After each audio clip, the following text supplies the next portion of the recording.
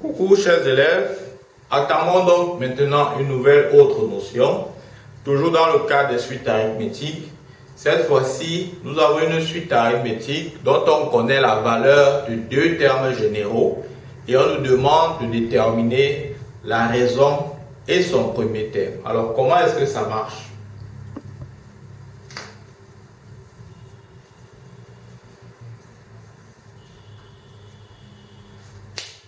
Voilà. Maintenant, ma suite est arithmétique. Le premier terme c'est U1, la raison c'est R. Première question, on me demande de calculer U1 et R. C'est un exercice bien connu de la classe de première.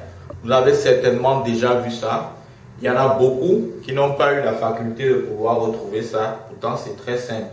Donc, l'objet de cette vidéo, c'est pour ces personnes-là, pour les éclairer, afin que chaque fois qu'ils voient cette question, qu'ils ne puissent plus être butés. Donc, qu'est-ce que je fais quand je veux déterminer U1 et R? Je vais me servir de l'expression du terme général UN en fonction de N d'une suite arithmétique.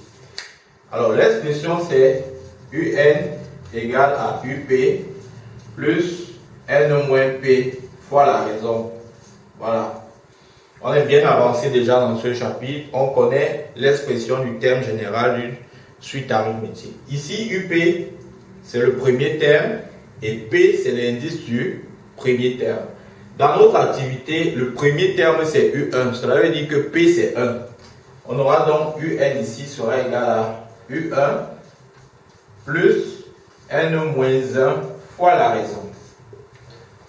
Donc, on va utiliser donc ça et ressortir deux équations. En fait, on va remplacer d'abord N par 4 dans cette expression et voir ce que ça va donner. U4, c'est quoi? U4, ça va donner U1 plus 4 moins 1, c'est-à-dire 3R. Et ce U4 là, c'est 22. U10, avec cette expression également, c'est U1. C'est U1 plus 10 moins 1 qui est 9 fois R. Et U10, on nous a dit que c'est 40.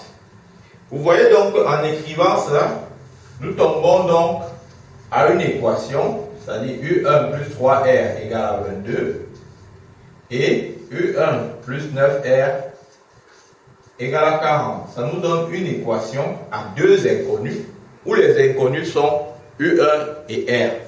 Et on va donc déterminer U1 et R en résolvant cette équation. Je vais faire la différence pour éliminer U1. Je fais la différence de 2 moins 1. J'aurai donc U1 moins U1, 0. 9R moins 3R, ça fait 6R. Égal à 40 moins 22 qui donne 18. Et donc R va vous donner 18 divisé par 6 qui est égal à 3.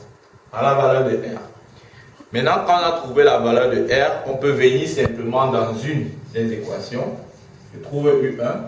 Et donc U1 plus 3 fois 3 égale à 22. Et donc U1, ça va donner 22 moins 3 fois 3 qui est 9, c'est-à-dire 13. Voilà U1. Voilà donc comment est-ce qu'on fait pour retrouver U1 et R. Alors, à la deuxième question, on me demande donc d'exprimer UN en fonction de N. UN, on avait dit au départ, c'était U1 plus N moins 1 fois la raison. En remplaçant U1 par sa valeur qui est 13, on a donc 13 plus N moins 1 fois la raison qui est 3. C'est-à-dire, en développant, j'aurai donc 3N moins 3 plus 13, c'est-à-dire 3N plus 10. Voilà donc l'expression du terme général UN en fonction de N dans le cadre de notre activité. J'ai été suffisamment clair. Si vous avez des points donc que vous n'avez pas compris, laissez en commentaire. Je vous donne donc rendez-vous pour une nouvelle notion. À très bientôt.